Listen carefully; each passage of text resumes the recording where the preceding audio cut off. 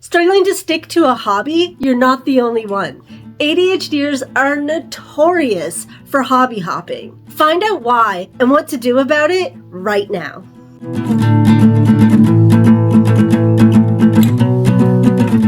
ADHDers struggle with boredom. It actually shows up as pain on a brain scan. We need constant stimulation. And if we don't get it in healthy ways, our brain will find unhealthy ways to get what it needs. Things like impulse spending, starting arguments, addiction, and lots of other risky behaviors. You can't choose to turn an ADHD brain off, but you can direct where your energy is going. Because we can get stuck in underwhelm, and underwhelm turns into overwhelm to our ADHD brains. We need excitement, novelty, and challenge, but not too much. And most importantly, we need joy, which may seem like a no-brainer, but a lot of neurodivergents give up on their joy first to try to cope with this neurotypical world, which is a mistake because we can get stuck in underwhelm, and underwhelm turns into overwhelm for an ADHD brain. But when we give ourselves that excitement or challenge, we can really easily get into hyperfocus. Hyperfocus has another name, and that's flow. And neurotypicals talk about it as the be-all and end-all of productivity. So why is it that ADHDers who come in and out of flow so easily struggle to get anything done? Unfortunately, that hyperfocus can wear off, and we're bored again, so it's on to the next best thing. And if you don't know what that next best thing is, you go right back to those unhealthy habits, and so the cycle continues. So what can we do about it? What makes a hobby ADHD friendly in the first place? Well, it turns out there's 6 things. Quick rewards, sensory stimulation, low frustration, flexibility, it needs to be hyper-focus worthy, and it's gotta bring you joy. So let's go through these. Instant gratification is key for keeping interest. We're also pretty good at picking things up easily, so if it's taking too long, we're gonna move on to some other activity. To keep our attention, the easiest thing to do is just to vary the reward in time and in size. You want to keep it a little bit random because your brain's going to enjoy that way more than having a timed sequential reward as you go. Say every hour you reward yourself with whatever. But in terms of hobbies, you want something that you can enjoy in the short time and feel like you've accomplished something, and then also that turns into a much bigger project. That's one of the reasons why I love miniatures.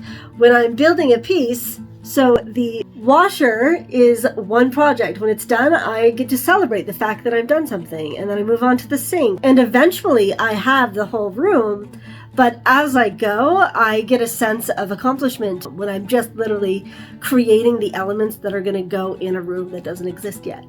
Number 2 is sensory stimulation. Think texture, sound, movement, and color.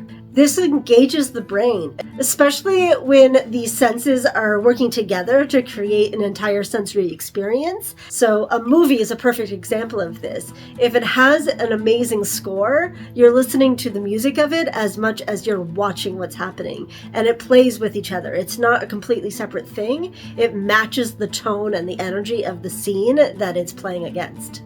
You don't need to leave the house for this one. That's what's great about it. Just putting on your favorite music is enough of a hobby to light up your brain with dopamine, improve your mood and your productivity. Sensory play can encompass so many ideas. Taking a dance class is sensory play. Finger painting is sensory play. So is joining a band or even just listening to music. An ADHDer's brain is designed to pick up more sensory information. So when we give it what it's looking for, it's going to help us engage in whatever hobby we're doing. Number 3, remove frustration. ADHDers are emotional beings. We love a challenge, but we don't love a defeat. So no rigid rules, excessive planning, or steep learning curves unless you truly love whatever it is you're doing. Number 4 is flexibility. Hobbies are playtime, so focus on experimentation and not perfection.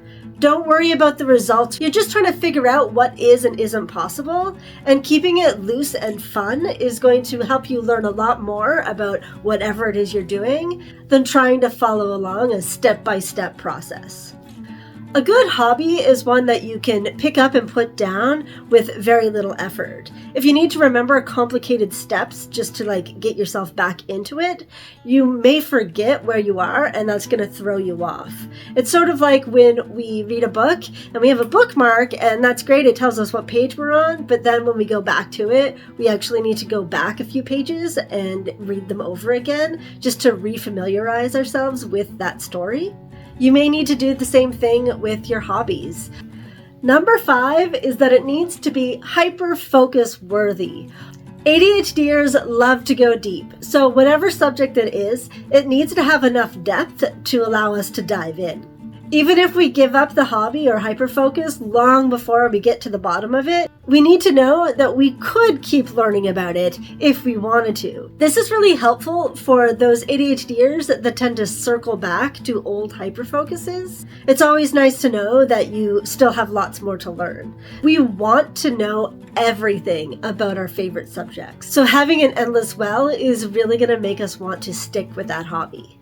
And honestly, that's going to be different for every single one of us. We all have our own interests, values, and strengths.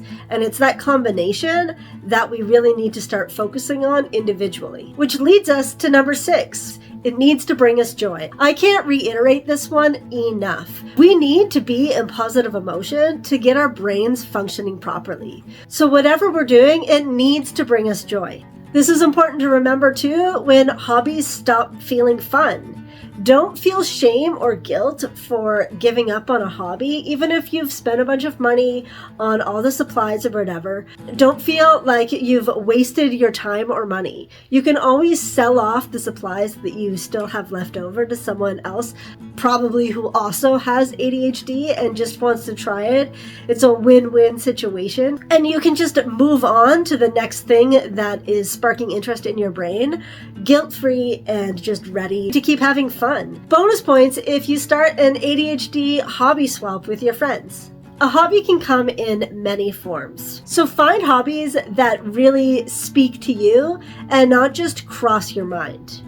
Ask yourself what your strengths are and what your values are. Chances are those two things are very much in alignment because the things that we value are what we continue to work at, and therefore they become our strengths. If you don't know where to start with that, look up the VIA character strengths test online. I'll put a link to it in the description. You want to align your hobbies with your strengths and your values. Treat them like your North Star. For me, my strengths and my values are creativity and curiosity. From those things, I can branch out in pretty much any direction. But the reverse is true as well. All these different hobbies that I've done over the years, they seem so random as I was going through life, but now I can see how they all are linked back to Creatively Divergent, my art class, and this channel. All these different hobbies have helped me learn the things I needed to learn to make this all happen, without even realizing it. And you're probably doing the same thing. So have a look at all of those different hobbies you've collected over the years. Is there a way for you to take all of them, or at least most of them, put them together and make a master plan? Have you realized that a lot of your hobbies have come together to create something really beautiful in your life? I want to hear about it. So put in the comments if you feel the same way. If you're watching this and you're thinking, man, I don't actually even have any hobbies anymore, I'm just too tired, I'm too burnt out, you may feel like you can't get off the couch. So don't. There are plenty of hobbies that you can do from the comfort of your bed if you have to. There's so many things that you can do that don't involve a lot of supplies or a lot of time and space. You just need to get creative with the things that you want to try out. Just try to add something new, even if it's just keeping a sketchbook on your coffee table so you can doodle while you watch TV. The jump between nothing and drawing in your sketchbook almost every night is massive, and you're not going to do it until you decide that it needs to be done. There's a lot of talk about narrowing our hobbies down to one to master a certain skill, and this is ridiculous. Don't listen to this advice. ADHD brains are designed for more.